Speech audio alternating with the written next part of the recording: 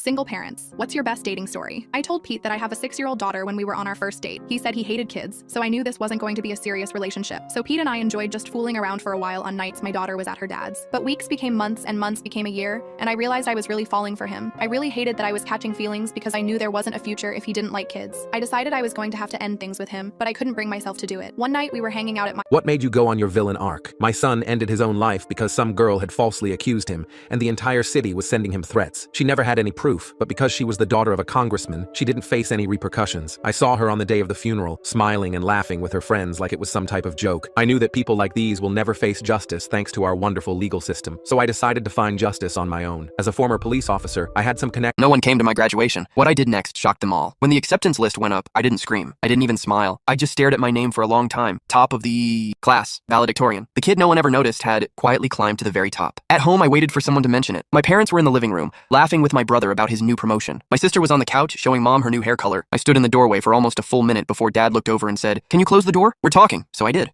What's the weirdest thing you've seen happen at a friend's house that they thought was normal? When I was younger, my dad passed away. My mom remarried and had 2 more kids. I was moved into the unfinished basement when I was 10. My room had bare concrete walls, wood beams, and cement flooring, separated from the laundry area by a sheet. I used a heater and a dehumidifier because it was cold and humid. My parents didn't allow my friends over, and my siblings weren't allowed in my room. During family gatherings, I was told to use the guest room instead of my basement. They laughed at me all night until I exposed every secret at the table. I always thought their friend group was harmless, loud, dramatic, a little too obsessed with each other, but harmless. My partner called them family. I called them exhausting. Still, every month I sat through their dinner nights, smiling through the backhanded jokes about my job, my clothes, my quiet energy. It became routine, their laughter, my silence. I thought I was being patient. Turns out I was just collecting ammunition. Last weekend was their tradition night, where everyone shares funny truths. Basically, a roast. No one came to my graduation. What I did next shocked them all. When the acceptance list went up, I didn't scream. I didn't even smile. I just stared at my name for a long time. Top of the class, valedictorian. The kid no one ever noticed had quietly climbed to the very top. At home, I waited for someone to mention it. My parents were in the living room, laughing with my brother about his new promotion. My sister was on the couch, showing mom her new hair color. I stood in the doorway for almost a full minute before dad looked over and said, "Can you close the door? We're talking." So I did.